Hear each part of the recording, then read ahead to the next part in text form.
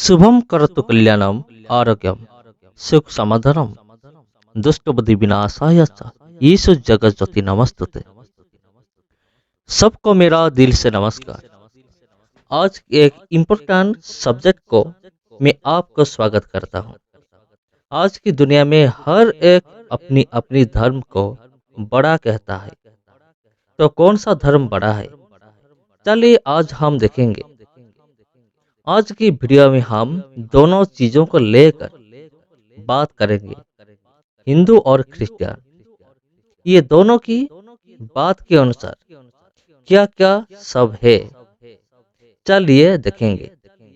तो दोनों धर्मशास्त्र के अनुसार सबसे ऊपर कौन, ये बात को लेकर क्या विचारधारा है, चलिए बात करेंगे।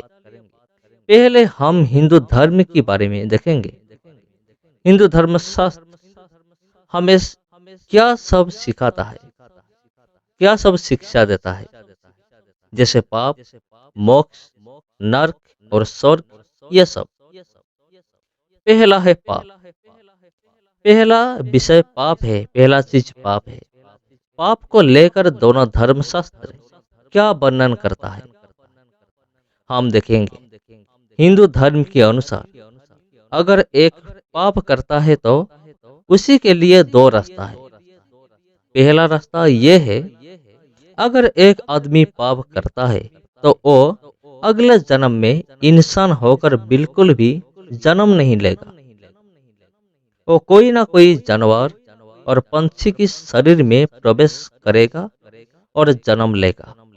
अगर एक इंसान जानवर जन्म लेकर फिर से अधर्म करेगा तो उसकी अगला जन्म और भी नीचे की लेवल में चला जाएगा।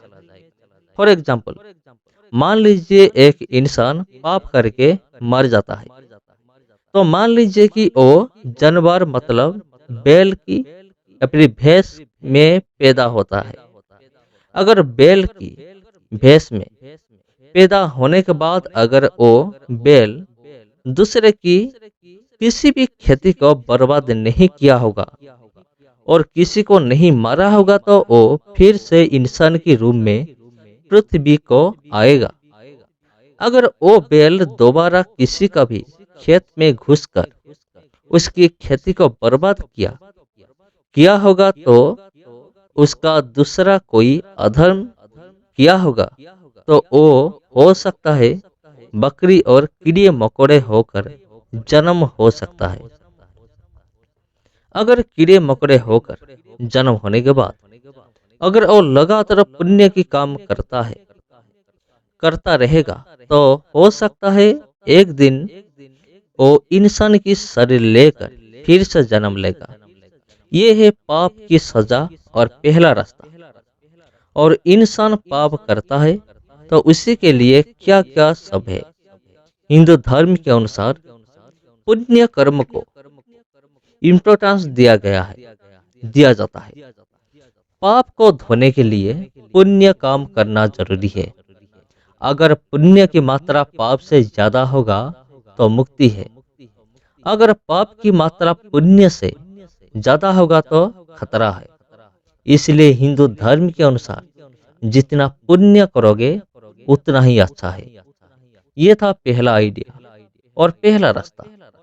और दूसरा रास्ता ऐसा है, अगर एक आदमी पाप करेगा तो उसकी आत्मा यमलोक जाएगा। यमलोक में हर प्रकार की नरक है, हर एक प्रकार की कष्ट है, पीड़ा है। अलग अलग पाप के लिए अलग अलग दंड है, पनिशमेंट है। अपने कर्म के अनुसार दुख भोगना होता है। जैसे हिंदू धर्म में भगवान बहुत सारे हैं, ठीक उसी तरह उसी प्रकार नरक भी हर प्रकार की है। इसी को लेकर मेरे चैनल में वीडियो है, आप मेरे चैनल को जाकर देख सकते हैं।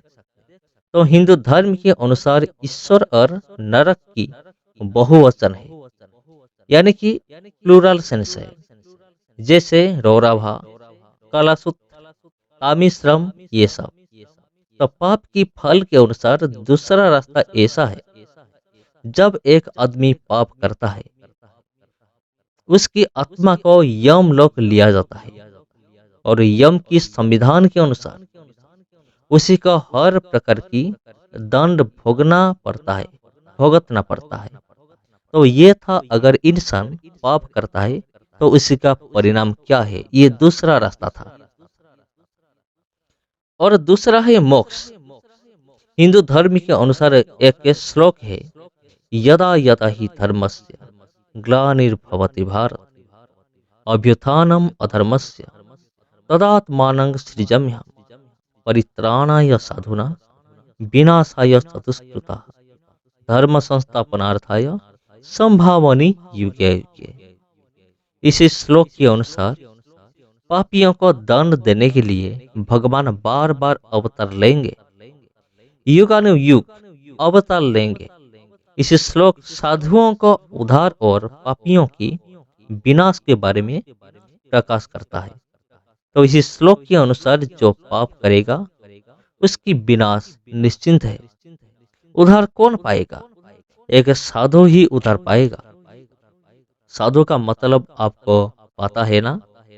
साधु का मतलब है जो अपनी जिंदगी में कभी पाप नहीं किया हो और कोई अधर्म नहीं किया हो, उसी को साधु कहा जाता है। जो अपनी जिंदगी में कोई क्रोध, लोभ या फिर काम भावना ना किया होगा, उसी को साधु कहा जाता है। तो फिर पापी का सर्वनाश तो बहुत साधारण है। जो पाप करता है उसे पापी कहा जाता है। तो ऐसा कौन है जो पाप नहीं किया है? तो ये जो भगवत गीता 4 का 7वें श्लोक है, यदा यदा ही धर्मस्य ग्लानिर्भवति भारत अभ्युत्थानम अधर्मस्य तदात्मानं सृजाम्यहम् परित्राणाय साधुना विनाशाय चतुष्कृतः धर्म संस्थापनार्थाय संभावनी युगे युगे। इसका हर एक शब्द का अर्थ को हम एक एक करके डिस्कस करेंगे। यदा यदा, जब भी हो, जहां भी हो, ही निश्चिंत रूप से, धर्मस्य धर्म की, ग्लानिर असंगति, भवति होता है, अभ्युत्थानम प्राधान्य उत्पत्ति, अधर्मस्य अधर्म की, तदा उसी टाइम में, आत्मनम खुद, सृजमी प्रकट होना, अहम में, पूरा अर्थ में ऐसा होगा जब जब इस धरती में अधर्म की अभ्युत्थान होता है और धर्म की नाश होता है, ओ अर्जुन, उसी समय मैं पृथ्वी लोक पर प्रकट होता हूँ, परित्राणाय उद्धार करने के लिए, साधुनम साधुओं की, विनाशाय नाश करने के लिए, च भी दुष्कृता दुष्कर्म कार्यों को अर्थात पापियों को, अधर्म धर्म को, संस्थापनार्थाय पुनः स्थापन करने के लिए, संभावनी आविर्भाव होता हूँ, युगे युगे युगानुयुग। अगर हम ये सारे शब्द को मिलाएंगे तो उसी का अर्थ ऐसा होगा, साधुओं का उद्धार करने के लिए और पापियों का नाश करने के लिए, धर्म की स्थापना करने के लिए मैं युगानुयुग प्रकट होता हूँ। तो इस श्लोक के अनुसार एक चीज स्पष्ट हो गया, हिंदू धर्म मत के अनुसार पापियों का नाश है, उद्धार नहीं है। ये था हिंदू धर्मशास्त्र के अनुसार पाप और मोक्ष क्या है।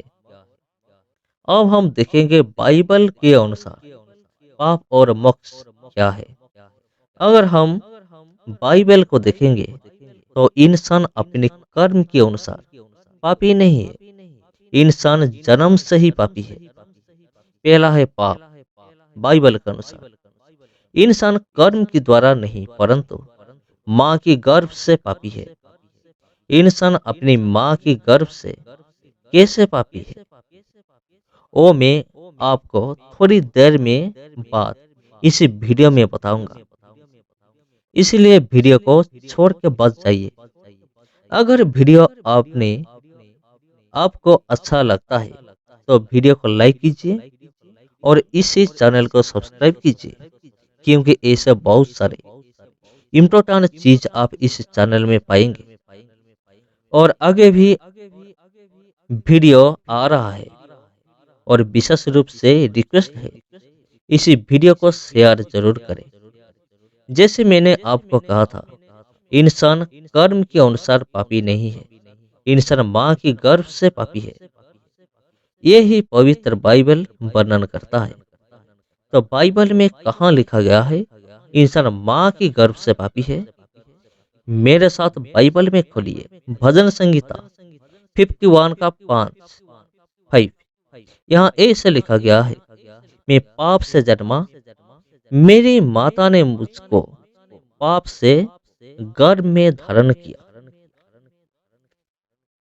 इसी वर्ष को पढ़ने के बाद आपके मन में क्या सोच पैदा होता है? निश्चित रूप में इंसान माँ की गर्भ से पापी है। तो इंसान माँ की गर्भ से कैसे पापी है? आदम और हवा के कारण। जैसे परमेश्वर आदम को कहा था, जिस दिन तुम वो फल खाओगे उसी दिन तुम निश्चित रूप से मरोगे। तब परमेश्वर की कहने के अनुसार जब आदम और हवा उसी फल को खाया, जगत में पाप और मृत्यु प्रवेश किया। तो आदम और हवा से जितने भी पैदा हुए वो सब पापी की रूप में गिनते हुए। तो इंसान इसी तरह पापी है और पाप की तनख्वाह मृत्यु है। पाप के द्वारा जगत में मृत्यु प्रवेश किया। रोमन चैप्टर 6 का 23। यहाँ ऐसे लिखा गया है, क्योंकि पाप का मूल्य तो बस मृत्यु ही है, जबकि हमारे प्रभु यीशु मसीह में अनंत जीवन परमेश्वर का संतमत का वरदान है। जो पाप करेगा वो मरेगा, लेकिन ना बनने के लिए भी एक उपाय है, वो है प्रभु यीशु मसीह। और दूसरा है मोक्ष। तो मोक्ष के बारे में बाइबल क्या कहता है? मेरे साथ बाइबल में खोलिए पहला तीमुथियुस 1:15। यहाँ ऐसे लिखा गया है, यह कथन सत्य है और हर किसी के स्वीकार करने योग्य है कि यीशु मसीह इस संसार में पापियों का उद्धार करने के लिए आया है। फिर मैं तो सबसे बड़ा पापी हूँ। तो पवित्र बाइबल के अनुसार परित्राणाय साधनम नहीं है, परित्राणाय पापीनम है। क्योंकि पवित्र बाइबल पापी लोगों का नाश के बारे में नहीं कहता है, परंतु पापियों का उद्धार के बारे में बताता है। और इसी उद्धार का काम प्रभु यीशु मसीह के द्वारा होगा। जॉन चैप्टर 3 का 16 में ऐसे लिखा गया है, परमेश्वर को जगत से इतना प्रेम था कि उसने अपने एकमात्र पुत्र को दे दिया, ताकि हर वो आदमी जो उसके विश्वास रखता है नष्ट न हो जाए, बल्कि उसे अनंत जीवन मिल जाए। तो यीशु के पास मुक्ति है, मोक्ष है। इफिसियों की किताब 2 का 8 से 9 तक यहाँ ऐसे लिखा गया है, परमेश्वर की अनुग्रह द्वारा अपने विश्वास के कारण तुम्हारा उद्धार हुआ है। यह तुम्हें तुम्हारी ओर से प्राप्त नहीं हुआ है, बल्कि यह तो परमेश्वर की वरदान है। और न यह तुम्हारा तुम्हारे के लिए कर्म का परिणाम नहीं है, कि हम इसका गर्व कर सके। तो उधर काम यीशु को विश्वास करने से मिलता है। जब प्रभु यीशु पापियों को नाश ना करके अनंत जीवन दान करते हैं। बाइबल के अनुसार कर्म नहीं परंतु विश्वास श्रेष्ठ है। तो इंसान की कर्म को क्या वैल्यू है? इंसान के कर्म क्या क्या वैल्यू है? ये बाइबल के अनुसार कैसा है?